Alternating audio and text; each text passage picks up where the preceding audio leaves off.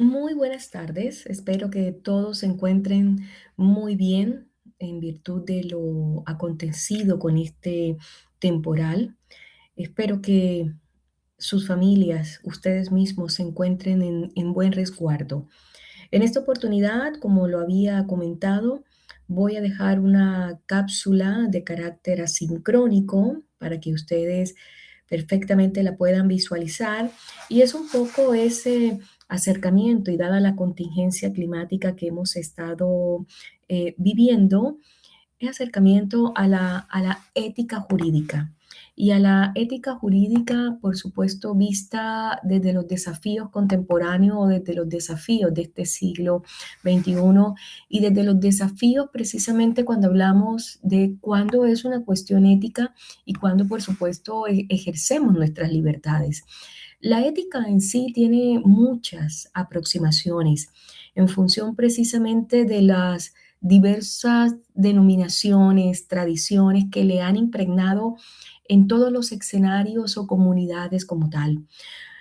Uno podría decir que la ética es una sola, pero la mirada de la ética y su práctica varía sustancialmente, por supuesto, del entorno o escenario en el cual, por supuesto, se encuentra aplicado o se va a aplicar.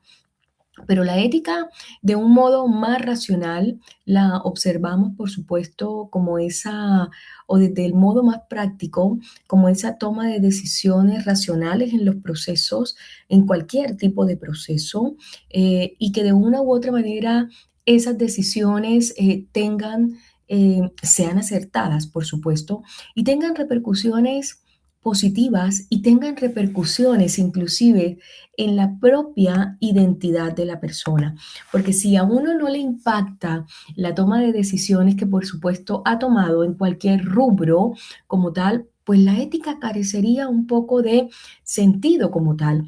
Y por eso esta relación tan intrínseca que tenemos entre la ética y la libertad, porque de una u otra manera la toma de decisiones éticas presupone libertad, pero una presunción de libertad garantizada, real y efectiva. Porque es que si es así, no existiría ni la más mínima ética si no buscáramos el objetivo de la libertad como tal, de poder realizar las cosas sin ningún tipo de coerción, de poder tener ese autodominio, de poder tener la capacidad de elección. Entonces, por tanto, cuando nosotros hablamos de esa libertad, es dejar de pensar, ¿sí? O debe dejar de pensar, pero también es un pensamiento que tiene una suerte de responsabilidades. Y ahí también, por supuesto, está la ética, ¿no? Uno puede equivocarse, todo, el hierro es de humanos. Y podemos inclusive cambiar de opinión y podemos cambiar de opinión sobre la marcha. ¿Por qué? Porque somos dueños de nuestras propias decisiones. Pero uno lo que presumiría en este tipo de escenarios es que las decisiones sean lo más acertadas posibles, lo más cercanas y beneficiosas, y no estar o no tomar decisiones de una forma inescrupulosa o manipuladas como tal. Entonces, por tanto, eh, la ética viene a ser como una suerte de ADN precisamente en ese ejercicio de la libertad como tal. Y más cuando hablamos, por supuesto, de la profesión jurídica o del derecho como tal, en la cual nos imprime que la profesión del derecho debe tener una suerte de valores intrínsecos, donde tenemos que defender a los terceros, a donde tenemos que someter a un cliente y asumir esta mentalidad técnica de mero operador jurídico, sobre todo cuando subimos al estrado a un testigo, y el abogado viene convirtiéndose en una suerte de operador o técnico jurídico que plantea al cliente y que dibuja al cliente en cuanto a los mecanismos y a los gestos y a las palabras y a las expresiones que pudiesen ser benéficas precisamente para poder ganar un juicio y no perderlo. Entonces, ahí está, por supuesto, el ámbito de la ética como tal.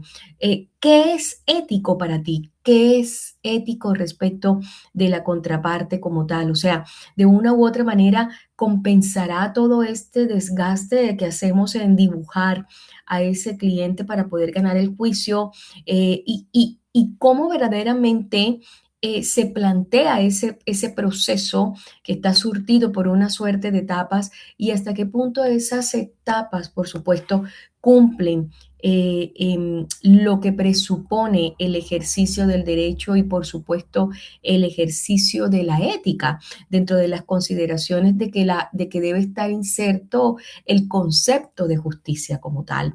Entonces, eso indiscutiblemente nos da una mirada fundamental de lo que definitivamente podría ser la ética y por supuesto su clara relación con la libertad y con la profesión jurídica como tal.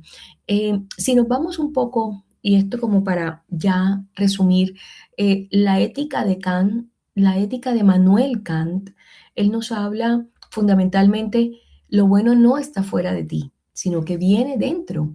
Y hay que procurar que todo lo que se haga dentro del concepto universal, dentro del escenario universal o dentro de lo que se puede decir en este exterior universal, todo sea porque nace dentro de ti.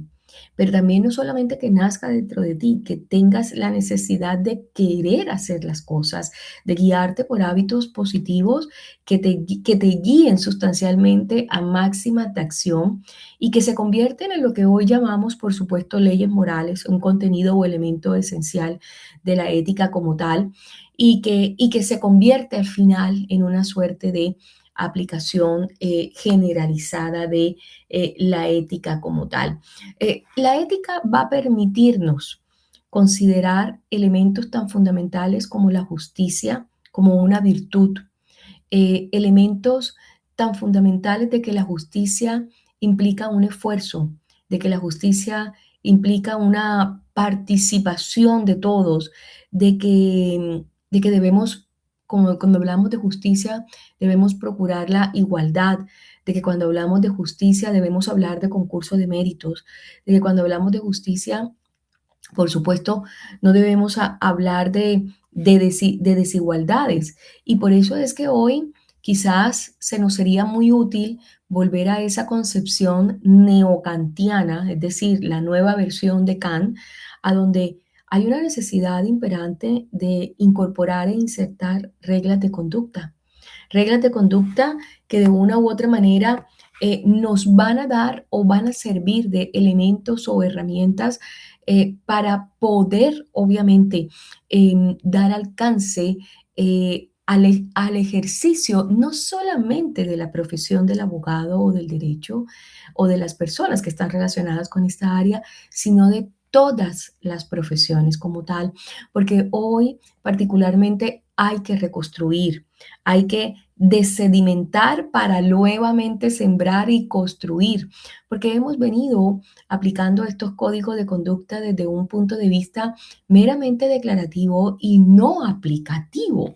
Entonces, claramente, hoy el gran desafío que nos impone la ética es darle alcance a los elementos de la justicia, a los elementos de la dignidad, que también lo conversábamos, la dignidad como un elemento intangible e inmensurable y que de una u otra manera para que ésta pueda ser disfrutada, tiene que estar en coherencia con la justicia, con el ejercicio de las libertades y también con las gobernanzas o con las instancias político-gubernamentales.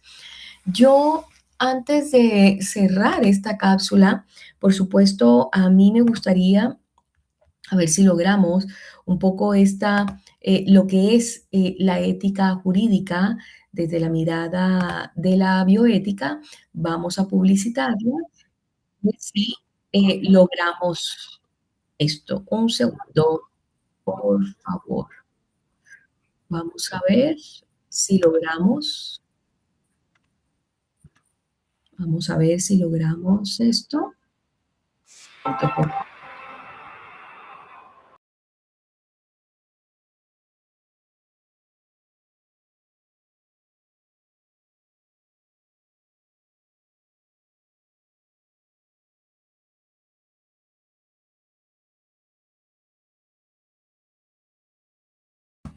Vamos a ver si logramos compartirlo con toda la tranquilidad. Y ahí estaríamos. Vamos a observarlo.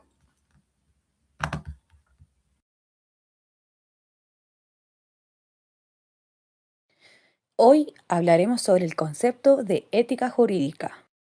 La ética es la filosofía que estudia lo bueno y lo malo desde una perspectiva comunitaria. Estará bien si hago esto, se basa principalmente en la moral, según criterios, leyes, normas y reglas adquiridas desde lo social y cultural que rigen la vida humana. El concepto de jurídico es proveniente de las leyes o que se relaciona a ellas, su ejercicio e interpretación. Concepto ético-jurídico. La ética se considera una herramienta de justicia, considerada principalmente para determinar faltas y delitos. Los principios éticos deben ir antes, durante y después de cada decisión que se toma, basándose siempre en las normas de la moral y la buena conducta individual. Historia de la ética. En la antigua Grecia, Platón afronta la temática ética en diversos lugares y desde contextos diferentes. Para Aristóteles, todos los seres naturales tienden a cumplir la función que le es propia y están orientados a realizar completamente sus potencialidades. Edad Media. El fin último del actuar humano es la caridad, que se consigue al vivir desde el Evangelio, donde el ser humano alcanza su máxima plenitud y el bien supremo. Es oportuno recordar dos grandes nombres, San Agustín de Hipona y Santo Tomás de Aquino. Edad moderna. La gran revolución ética moderna se realiza a través de Immanuel Kant, que rechaza una fundamentación de la ética en otra cosa que no sea imperativo moral mismo. Edad contemporánea. La ética del siglo XX ha conocido aportes importantísimos por parte de numerosos autores, como Max Scheler, Alain Badiou, Richard Rorty y McIntyre. Los vitalistas y existencialistas desarrollan el sentido de la opción y de la responsabilidad. Marco ético jurídico. El marco ético jurídico es el conjunto de leyes, decretos, reglamentos y normas que conjuntamente con formas de conducta ética y de manera consciente o inconscientemente rigen el actuar de médicos o profesionales de la salud. Nuestro primer ejemplo es respecto a la relación entre colegas, ya que es fundamental mantener buena relación, no desacreditar, insultar, molestar o engañar, ya que podría conllevar a malas praxis o mala atención del paciente por poner los intereses propios por sobre el beneficio del paciente, no cumpliendo dentro de la jurisdicción la ley número 20.584 sobre derechos y deberes del usuario y profesionales de la salud. Ejemplo 2. Responsabilidad social. Un profesional no puede negar o aceptar un tratamiento sin dar una razón específica. Por ejemplo, una persona con prediagnóstico de hipertiroidismo subclínico debe realizarse por segunda vez exámenes sanguíneos relacionados a tiroides para confirmar diagnóstico. De no ser así, debería dar un argumento que valide ese accionar para proceder al tratamiento farmacológico, ya que si no, se está saltando parte del flujograma de diagnóstico de hipertiroidismo subclínico. Ejemplo 3. Aborto. ¿Es válido que cada profesional tome la decisión en base a su ética profesional? ¿Desde cuándo consideramos la vida? ¿Es válido juzgar a la persona por su decisión tomada? ¿La decisión es de la mujer o del profesional a cargo?